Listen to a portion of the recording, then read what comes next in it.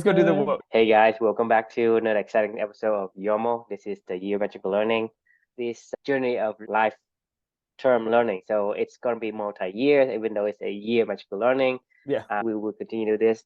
And so today we are on another great book. And I think it's unique enough that people can say, well, I'm surprised by this and by that. So let's talk about the lesson for the day, like 176. So I'll have Chris introduce it and then we can talk. Yeah. So this book is, I don't even know how to describe this book. This book pains Next. me. This book pains me to my core. I mean, it's a great book, but it just pains me to my core. I mean, like it hurts. It's a book called Into Thin Air: A Personal Account of the Mount Everest Disaster by Jon Krakauer. So if you remember Jon Krakauer, he was the author of Into the Wild, which was couple of reflections ago about Christopher McCandless, and he was searching The for Alaskan bush. he went into the Alaskan bush, and yeah, no, it was really good. That was a really good story, but also a lot of good lessons learned. Well, Jon Krakauer wrote this book, which was a personal account about the Mount Everest disaster of, I think it was 1996. Jon Krakauer, if you don't, I mean, you probably don't know if you're tuning into this or unless you've read this, but he's a mountaineer. So he does some really technical climbing. He talks a lot about it in his book and in general at the beginning of it. And climbing's a love of his. And he's always his whole life wanted to climb Mount Everest. He's also a reporter, and he worked for, I think it was Outdoor Magazine, or I can't remember what. I think it was Outdoor Magazine or something like that was what he was reporting for. He got an opportunity by Rob Hall and Scott Fisher, where these two. This is like back when in the early days of taking guided groups up Everest. It had become kind of a touristy thing, like hey, we can take you in a group together up the mountain. And I think it was Rob, I can't remember. Krakauer went with Rob Hall, and he was an American, and Scott Fisher, I think, was Australian. I can't remember, or South African, one of the two. It doesn't matter either way. These two had competing groups. Both of them were expert mountaineers and both had climbed Everest in the past. And Rob, they were kind of competing for supremacy on the mountain, like of these expeditions. If they could successfully bring a group up and down the mountain, that grows their in the world, And at the end right? of the day, bottom line. Yeah. So Jon Krakauer, like they invited him because they thought, hey, this would be great if we invite a reporter, we'll pay his way, and he can document his whole experience, that he can share about how great Rob Hall was, and his expedition. And John was supposed to go there to give an account of kind of like littering on the mountain, because there were so many people now that were scaling the mountain, and they were leaving all their oxygen bottles and all their camping equipment as they scuttled back down, and it was becoming like, you can't get that shit off the mountain. So like his lens on the story was about littering, right? Like, trying to writing for Outdoor Magazine is why he went on this whole thing. Anyway, so they go up, they take this trek up the mountain. He trains with this group of people that Rob Hall, his expedition, is taking up the mountain, and there was a competing group with Scott Fisher's group who kind of was going with him in tandem. They were going up the mountain together, but not like together. They had their own expeditions. And on the day that they summited Everest, like halfway through the day in the afternoon, about half of them had already summited and half of them hadn't yet. This massive storm just rolled through the valley below Everest, and it just engulfed all those people that were trying to come back down the mountain, and they got stranded out there. I think like 11 people died, maybe, or something like that, out of these expeditions. Like John survived, as well as the two guides died, Rob and Scott. And a bunch of other people died, but there was probably like 4 or 5, maybe 6 people or something like that. I can't remember exactly the numbers of the expeditions between the two parties that survived. It wasn't a lot. It was the majority of the people died. So this book is about Jon Krakauer's personal experience. Okay, sorry about that. I don't. Something was like stuck in my nose. I could not breathe. So this is John's personal account of his trip up Everest and what happened basically. So he still wrote his story. I mean, all I could think about, like at the start of this reflection, with the reflection title is going against nature. You wanted me to say don't go against nature, which is what I was saying, is don't go against nature. I'm saying is when we're talking about the reflections in general, it's for me to take, right? You telling me what I need to learn. Right. And so I need you to tell me not to go against nature. All I could think about after I finished this book, I swear to you, like I could not get this book out of my mind. Jon Krakauer is a really good writer. I could see myself. And this was a personal account of his. Like this wasn't like, this was a really good writer that was writing about what he experienced and what he saw, what he saw of these people. Like it reminded me a lot of my own book. I Can't Imagine. It was like a play-by-play of the events. It wasn't like, or at least the first half of the book, of my book. Like there wasn't a whole lot of reflective writing in this by Jon Krakauer. It was more journalistic writing, but man, I could visualize myself like right there next to these people every step of the way, and it sucked. Like it was just awful. Like it was torturous. It was horrible. The storm was horrible. Everything was. I couldn't get this out of my mind, and the only thing I could think about after I finished this book was like, what the fuck were they doing? This didn't have to happen. I was like, why are you up here on this mountain at all? And like, here's the thing that I've learned, on this journey is when you go against nature, like nature will inflict. That's its job. When you go against nature, nature's job is to say no, and it will inflict pain and suffering on you, right? I mean, that is nature's job. These people voluntarily, this isn't the final frontier. This isn't a new frontier. This isn't doing some miracle activity that nobody's ever tried before. This isn't pain that was inflicted on them that they didn't choose. This is just straight up, I want pain for pain's sake and to see what Mother Nature's wrath looks like.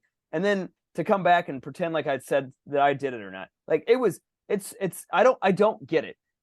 I think of it makes me think of my daughter. Like my family went through a lot of pain and trauma. My daughter went through a lot of pain and trauma. I saw it. I saw what happened when you went against Mother Nature. She was born 4 months premature. She wasn't supposed to be here. Mother Nature was her wrath and fury were out in full force when my daughter was born. And Amelia endured and fought, and she did what humans do. Same thing with these people on Everest. They endured and they fought, and they came back with some crazy stories, right? And a lot of lessons learned.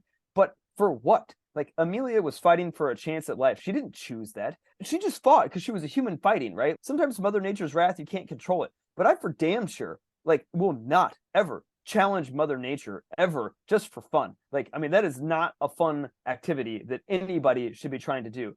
I'm sure Jon Krakauer's life changed after this. I'm sure the 5 other whatever survivors' lives changed after this. And I'm sure they had their atomic bomb that they invented themselves, right? Like, and I'm sure they had all these other revelations about the importance of life and all this other stuff that came from this event. But why the fuck would you choose this? It really hurt listening to this book. I was like, if you asked me, hey, Chris, do you want your child to be born 4 months premature and then, watch them suffer for 39 days? And, maybe she survives, maybe she doesn't. Fuck you. No. I mean, like, I'm not ever going to do that unless somebody told me, hey, if this happened, maybe we can save 500 other million people's lives or something like that. The answer is still no. Like, my answer is no, but like maybe somebody's answer could be, well, okay, that's their prerogative, not mine. Right. It's like going to the moon. Like, remember when we just did Rocket Men? Like these people sacrificed their lives to go to unknown territories for the better good of humanity in a lot of ways. They didn't know what they were getting themselves into. And they tried something. It was dangerous as hell. They came back. They probably learned a lot of lessons. They went against Mother Nature and they survived. And they probably learned a lot of lessons. But at the same time, I can respect that because they were doing something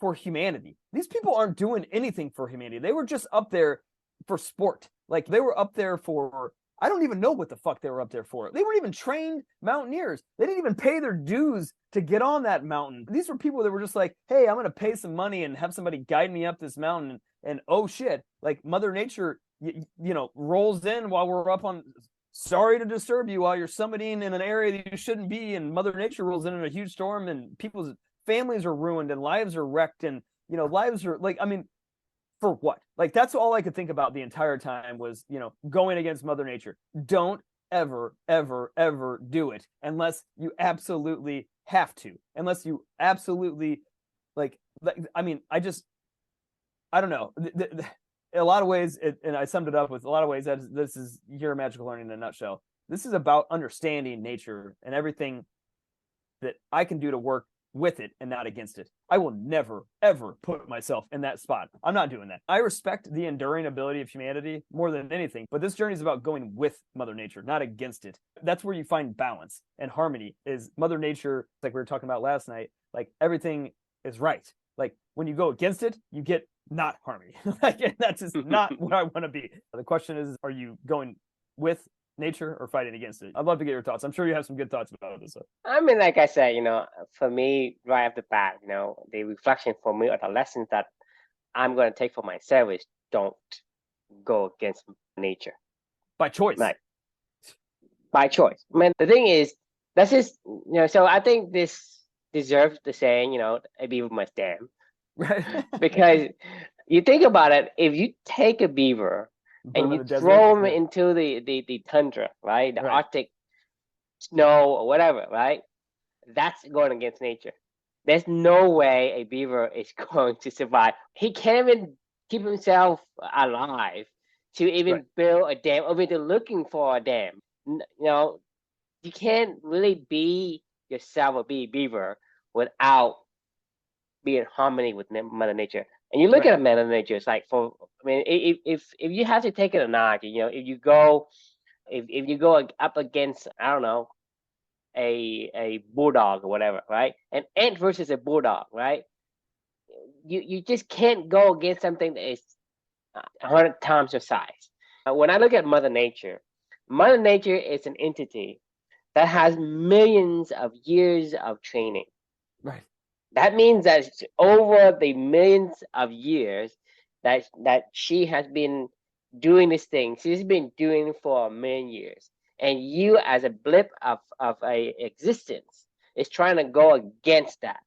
That's why I'm saying if you're an ant going against a bulldog or human beings or somebody 100 times, 1,000 times, a million times larger than you, the odds for you winning is almost zero. I mean, you Agreed. can probably survive because Mother Nature let off.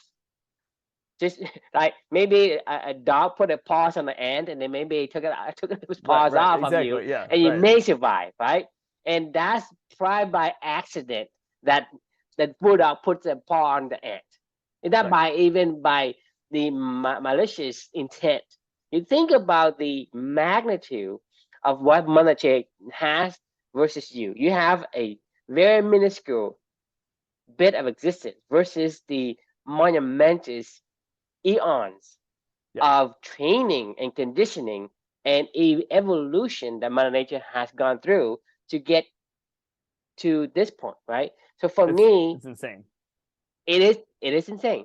And like I said, it's become so idiotic for someone to choose to go against Mother Nature. It's like going and say, okay, this is a atomic bomb, a literal atomic bomb. I'm gonna stand there. I'm gonna light the fuse and see what happens. This Yeah. is Just exactly the image I have in my head it when is. these guys are actually going up there. What are you going up there for? Are you going up there for some kind of like cure for the human race? Okay, maybe some. I mean, I can work with that. Even if that's the case, or you're going up there to bring home these valuable benefits to humanity, whatever. Even then, there are better ways to do it. Versus just, oh, I'm just gonna go because I have some money. I'm gonna Plant a pay flag and somebody go home. You know. right Yeah. and plant a flag and say what? Because Take a I photo.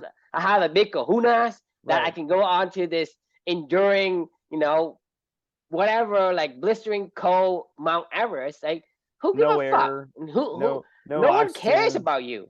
I Right. mean, you think? I mean, you think about it. Like the people who, like, for me, there's a lot of people have climbed or conquer Mount Everest. Can you ask me? Do I know who they are? I have no Edmund clue. Hillary. You know who Sergey. But I don't You know care.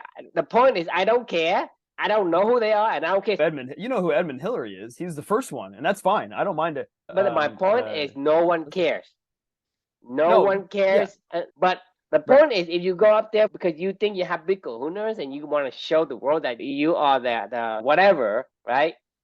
The reality is, no one give a shit. I'm sorry, No one no cares. one no one give a shit about it because this is. Scott, I care more about their family now. Where I'm like, you lost a father, you lost a husband, you lost.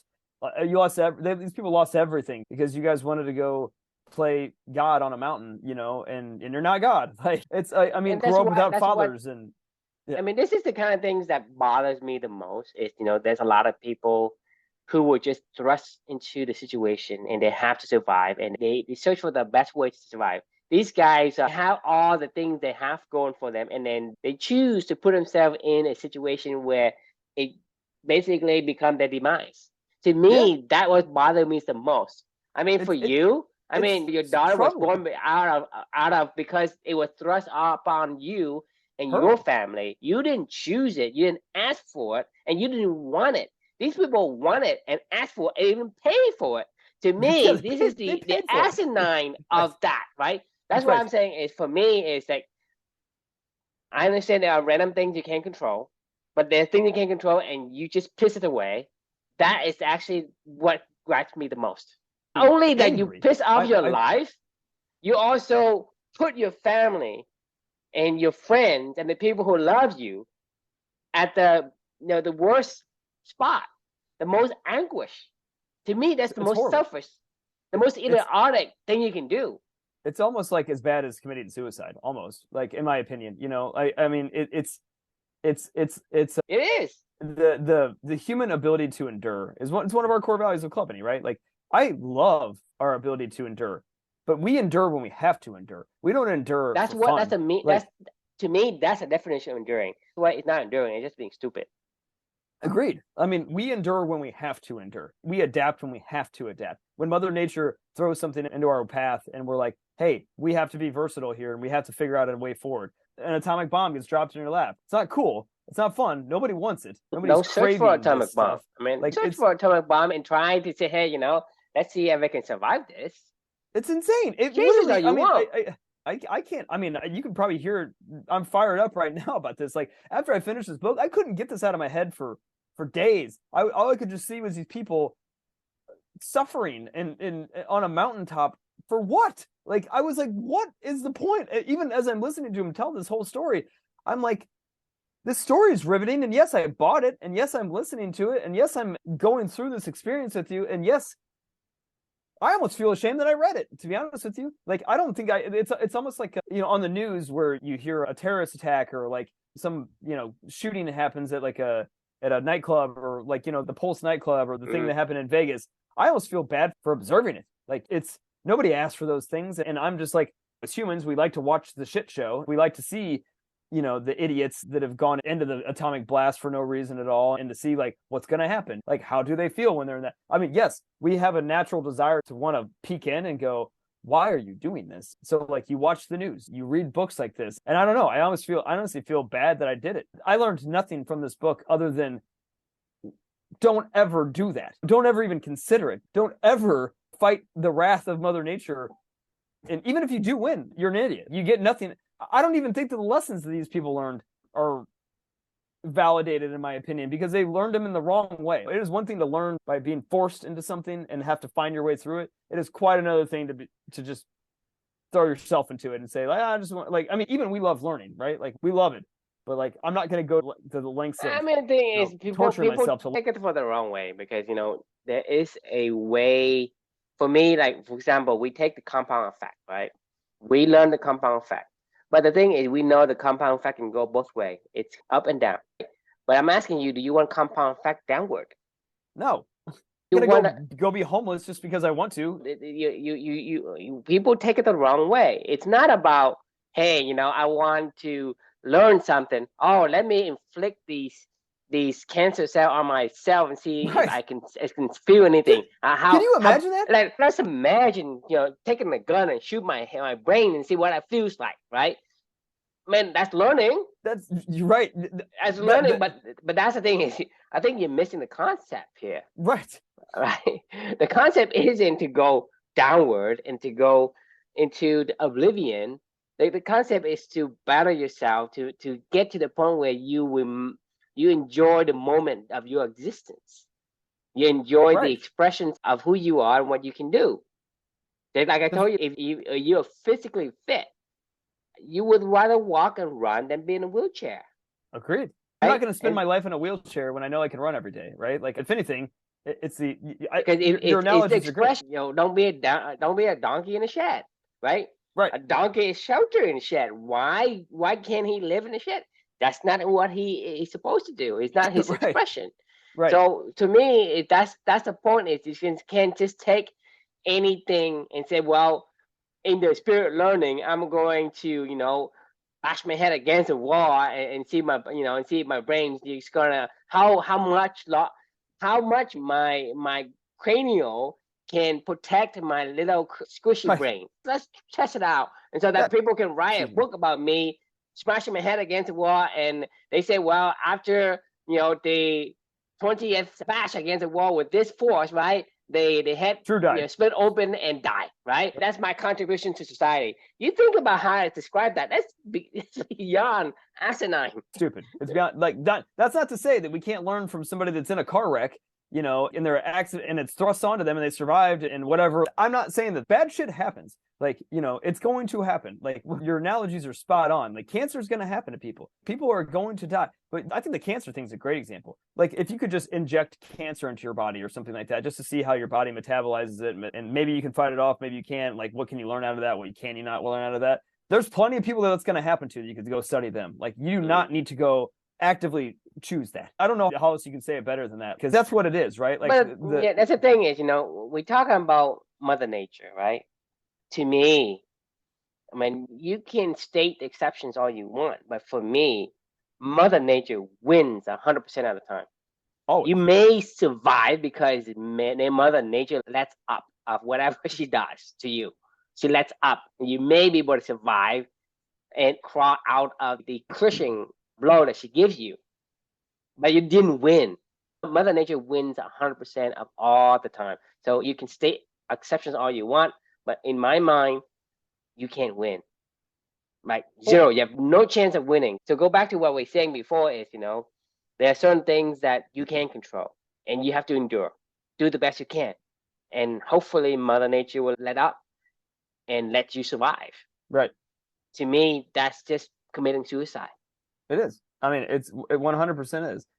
In the just piggybacking on that thought, the beauty of humanity, you think about, okay, into thin air, right? Why is it called that? Because when you're up into the death zone, it's called the literal death zone. Humans aren't supposed to be there. But you know where they can be? They can be in a plane above that. We invented planes. We were hey, we fly way higher than Mount Everest, we are innovative. We are problem solvers. We are adaptable. That's what I'm saying. Even if you have to go up the fucking mountain to bring down the miracle medicine to cure your daughter that has been sick and there's no uncurable disease, there's better way to do it than to go do that way. Yeah, exactly. You don't need to do that. No one needed to do that. Maybe Edmund Hillary and Tenzing Norgay, respect. We learned what the death zone was. We learned we can't breathe at a certain point in time. We need to find another way to go higher, we learned from what they did, but we did not learn from what these people did. All we learned is don't do what these people did. It's such a waste. But it gets worse. Look at Everest, Everest, peak season. Look at these people on these mountains these days.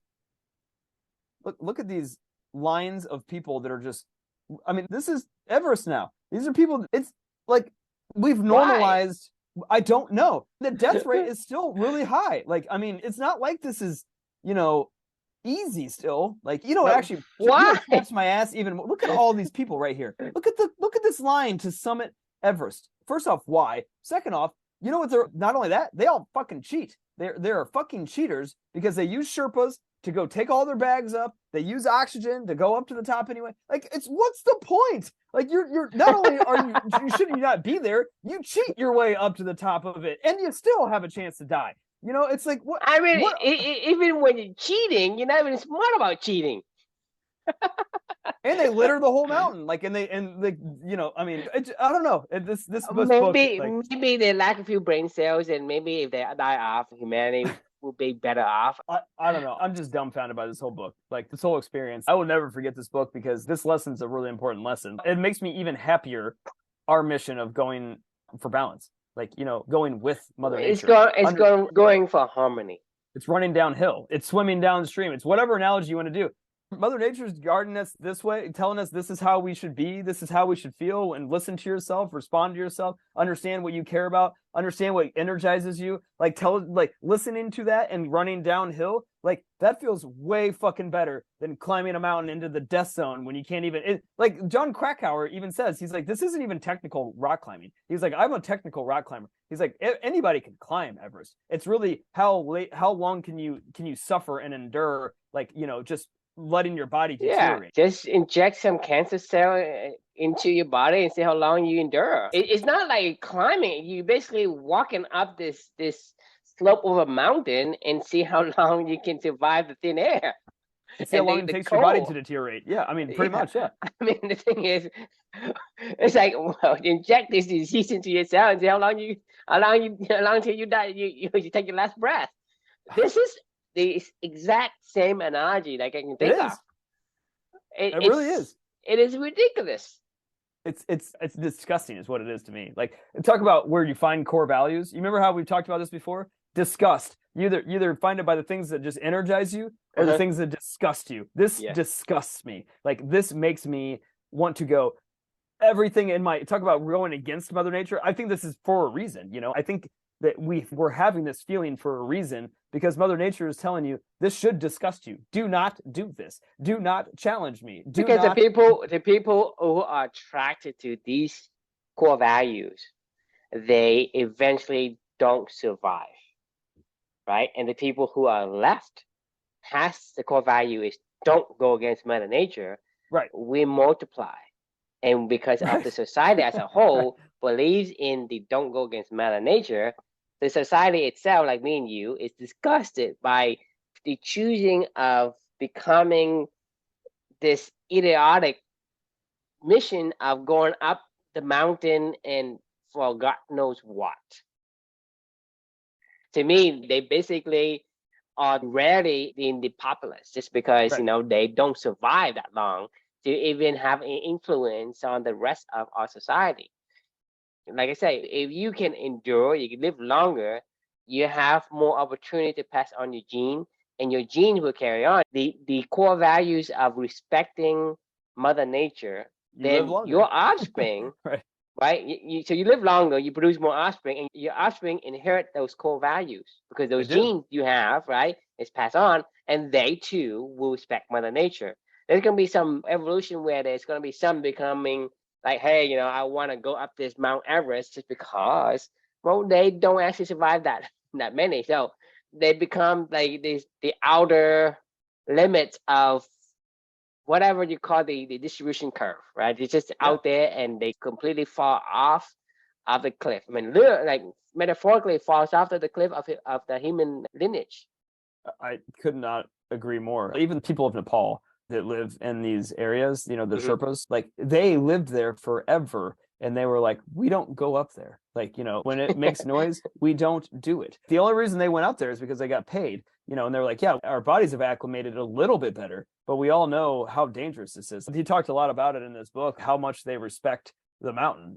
They had like specific names. I mean, there was like the relationship between those people and that mountain was like sacred, because they were like, we get it. Like, we understand. You don't go against that thing that has the ability to crush you. I just don't. You call it Mount Everest, you call it Mother Nature, you call it whatever you want, right? But like I said, I don't worship Mother Nature, but I'm not gonna go against Mother Nature. I'm gonna say, I don't worship the Mother Nature, but I know Mother Nature is not exactly this kind of entity that you and I, in the same realm as you and I, right? There's something else, just like we're talking about the balanced disc versus the core values. They're not the same thing, but at the same time, we know that Mother Nature has millions and even billions of years of evolution, and she has been here for that long. Eventually, she has been exposed to all the probabilities of all things. And whatever is left is whatever is the most optimal for that probabilities. So that means if a beaver is in the river, that's the most optimal for that particular animals. And so for us, it's also different. We don't survive up in thin air because that's not where we're supposed to be. Because we don't thrive in that conditions.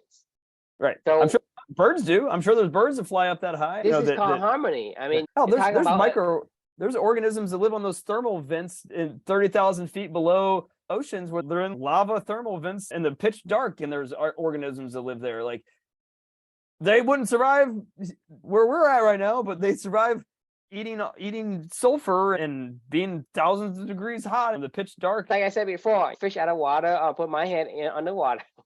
You have to harmonize with Mother Nature. Whatever your genetic makeup, your expressions of your genes needs to be in harmony with Mother Nature for you to enjoy the moment of your existence.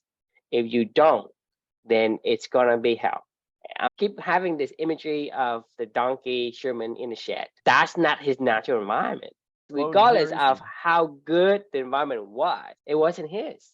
Yeah, you can make a luxury hotel, barn, like he doesn't give a shit. He can't move, he can't run, he can't be a donkey, like so his hooves die.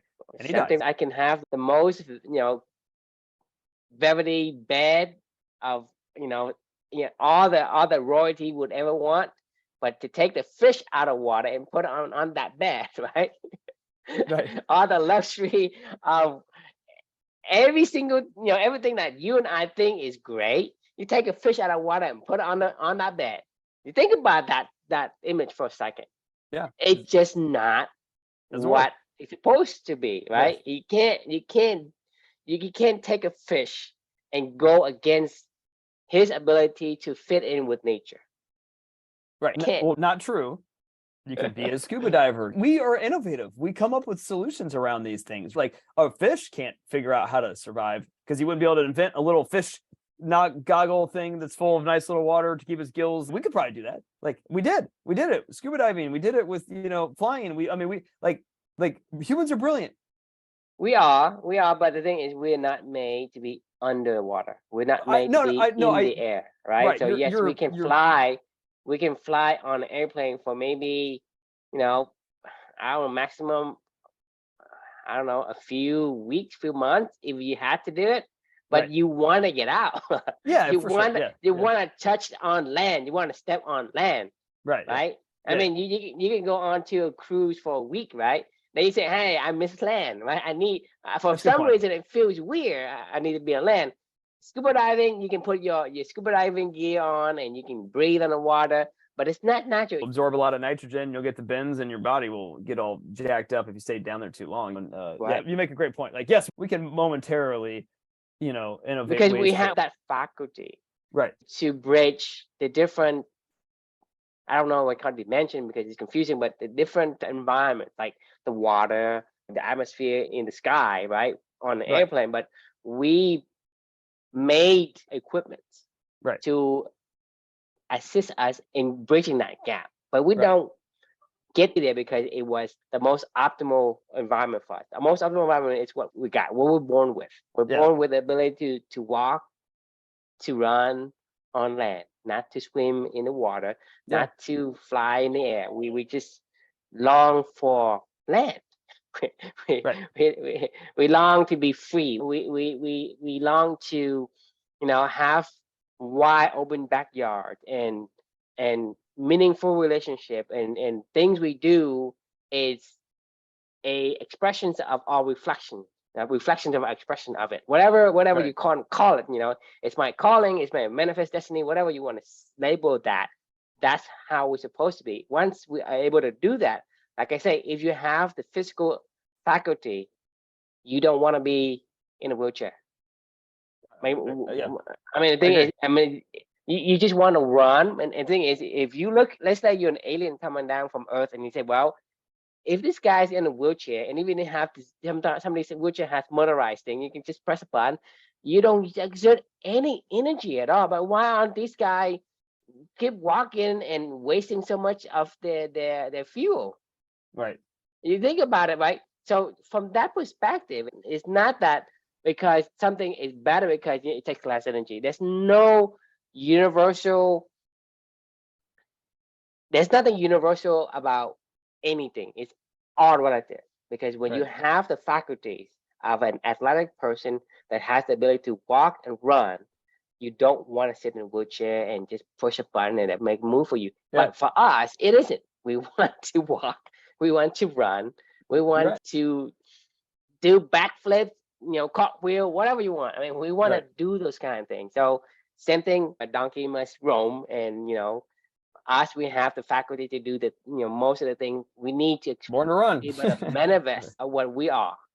Yeah, that's harmony. That's balance. That's not going against Mother Nature. Yeah, I could not agree more and couldn't say it better myself. I mean, this might be, I don't ever want to like chalk multiple lessons up to like, but this might be the most fundamental lesson of this whole entire journey thus far. We've talked about it in a lot of different ways, but this is about going with the flow. So like I said, you think Running about like it, all those things, right? I think that in a way, company and what we've done thus far has only a few fundamental core values and lessons that we learn. A lot of the other lessons we have are merely a confirmations of the same principle, a support, right? Because we're talking about the auto run downhill, right? A beaver must dam. Don't go against Mother Nature. These are the same lessons. Yeah, they are. 100%. Right? Because I'm telling you to say, hey, if you are a fucking beaver, don't try to go and find, the snow caps in the Arctic. Right. That's what I'm saying. No, and it's funny to even think about it, to be honest with you. I mean, it should be funny for humans up on Mount Everest. Like, it should be funny. Like, it should be like, what are you doing? Like, what are you doing? Like, what are you doing up there, man? Like, what? I mean, you think about what I just said about the beaver. It sounds silly, right? Yeah, I it mean, does. if you apply it to these guys going up to Mount Everest, it's like, the same thing. You wrote a book about it? We could have told you that we could have told you it was going to suck. And thanks for the vivid descriptions of how much it sucked not finding any dams in the Arctic or the desert. Basically, you're asking the beaver, say, hey, I'm going to find the Arctic and see how long I survive so that my other beaver brethren can learn not to go. We're like, we already know that, bro. Like, you don't need to go there. Like, now, if for some weird ass reason that poor beaver, I don't know, got kidnapped by some boat vessel or whatever, and I don't know, somehow was clubbed over the head and unconscious and ended up on a boat, and somehow that boat ended up in the Arctic, and he had to survive, and then he came back and told his friends, like, guys, like, this was fucked, and I'm so happy to be home, but like, do you want to hear the story? They'd be like, yeah, like, I mean, that's awful. I mean, I can't believe, like, what did you learn about life, and share to the rest of the beavers. Like, I would respect that story, but to your point, if he was like packing up his little beaver sack, and he's like, guys, no, this damn not for me, this river is not for me. I'm looking for some scorching sand or freezing snow and ice in the, I don't know, God's nowhere, right? That's the image that goes in my head when I see these people doing things for what? I mean, I just don't know why. I don't get it. But like a lot of people may give me a lot of shit for saying, "Hey, be yourself," right? I'm not telling you to be an idiot and do whatever comes to your mind, right? But be your true self, meaning who you really are. Because I say, if you're a beaver, you don't want to do things that's not a beaver. If you're a fox, right, then you don't want to be building dams. If you're a donkey, you want to be in the shed. I mean, it's a fundamental concept and fundamental principle of be who you're supposed to express, because you're given at random a certain set of genes, and those genes need to express, meaning it needs to do what it needs to do. Go back to what I'm saying before, is if you are physically fit, right, you have springs on your feet, right, you are going to be energized to walk and to run. Yep. You do not want to sit in a chair. It doesn't feel good for you, even though it's better in the grand scheme of whatever perspective that is. Like, hey, conservation of energy, for example, is not good for you to be in a wheelchair if you are able to walk and run, because it just doesn't feel like you're cooped up in a shed like the donkey is. Right. To me, it's like, don't take what I said at context and say, okay, I feel angry and I'm going to say whatever I want. Or I feel like, hey, this guy is not giving me the attention I need. I'm going to go and slap him or punch him in the face because, I'm not telling you to do that, because to me, if you slap him, probably be disgusting punch you back. It would probably disgust you if you sat back and reflected on it and you were like, man, I just hurt somebody for no reason at all. I feel disgusted with myself. That's when you say that's not a value. That is running uphill. That is not running downhill. You'll know when you're going uphill. There's an or when art. You're going There's downhill. an art to being who you are, right? Don't take it. Like I said, we're talking about the compound effect, right? That's a lesson the concept we should learn. But there's two ways to compound effect. There's the negative way and the positive way, right? You can compound effect down, get into a bunch of debt, right? Or you can make money, or reduce your intake of your bad food, or you add the bad food, right? It goes the other way. But when we talk about the compound effect, we're not telling you to go back, because I assume that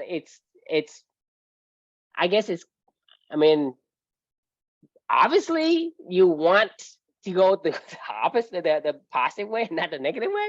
I don't know. You see people that constantly run uphill. It's like we for some And reason. then what gets me is that the gurus out there are telling you to go uphill. Run uphill. The gurus are telling you to go up the mountain because Right. that's gonna make you Embrace this the or suck. that, right? And you're gonna embrace the suck. You have to. I mean, the majority of the gurus out there are telling you just that because everybody's telling me rise, grind, repeat. Everybody's telling me eat a frog. Everybody's telling me to run uphill.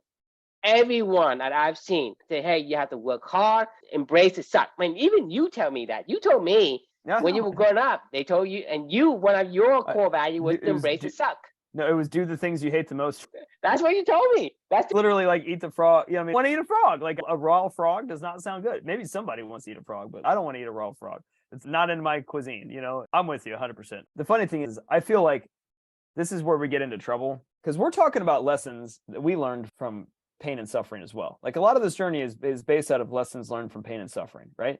Like there is value in that and sharing that with other people. Pain and suffering is not the same though across all boards. Like the people that you're talking about, the gurus, the people that climbed Mount Everest, that came back down and said, these are the lessons that I learned, you should go climb Mount Everest. Like that's the people that are manufacturing pain and suffering to learn a lesson out of that. Like I don't know that should ever be the approach. That's the trumpets. That's the microphones on social media out there. These are the people that are loud and saying, hey, I manufactured my pain and this is what I learned. You should do it too. Like, and you're like, no, you're missing the point. Pain does bring lessons, but it's not the pain you want, it's a lesson you want. It's so a lesson. why are you have to go through the same approach, right? If I can tell you, hey, there are other approach. What you want is a lesson. Yes. Not the pain. Right. Yes, pain will give you the lessons, but it's not the only way to get the lessons. Agreed. So, my philosophy, even from the beginning, is I've been through too much of it, not on purpose, but because I've been too much of the pain. I said I don't want it. I just want to know. I want to learn, but I don't want the pain. This is a question for me to find lessons I can learn without having to go through the pain. I feel like I am pretty content with the answers that I've got and lessons I've learned and have been growing in my own way. I've been growing as a person, been able to, like I said, I don't run for trains. And to me, it feels great compared to how it feels when I was running my own business when I was younger. Right? When you're running for trains. It's a completely different state of mind. And for the gene that I have, that state of mind of not falling off a train, it's harmony versus. I'm not telling you that, hey, it's going to be the same for you. I'm just saying, hey, depending on your particular compositions of the DNA and the genes you have, you will be more in line with one another. So you have to figure that out yourself. Right. So for me, I had like a life of more peace of mind. I like the life of a Mexican fisherman. Go, live in a small village. Fish a little bit, catch 1-2 fish, go home, take one fish home and trade the other two for other stuff, and then go hang out with my friends and shoot the breeze. Good meal. That's my life because my compositions of the genes wanted that, and that's in harmony with who I am as a person. Right. I'm not saying that's going to be you. It could be different, and that's fine. You just have to find yours. Right. I agree. I think that's a good spot to end on for the night, though. Valuable lesson. This is one of the core lessons of what company is about. The compound effect, Beaver must dam, don't go against nature. I mean, I agree. I mean, these are probably the fundamentals. Obviously, live your values, find out who you are, and do it on purpose. I would say those are probably the top 5 that I can think of off the top of my head, but this is definitely up there for sure. Yeah. The question we can leave for everyone else is, are you going with nature or are you fighting against it? Are you running uphill or are you running downhill? Are you going upstream or are you going downstream? I just finished this book on shad. It's a fish that goes upstream to spawn. The book was called The Founding Fish. We'll talk about it later on down the road, but they do swim upstream and they do go against nature. They do everything they can for a reason, though. What do you think the reason is? It's to protect the babies. That's exactly what it is. That was my reflection. This is what I'm calling enduring. You endure for a reason of a cost greater than yourself. You want to protect and give your offspring the best chance of survival. So you're going to give them everything you have.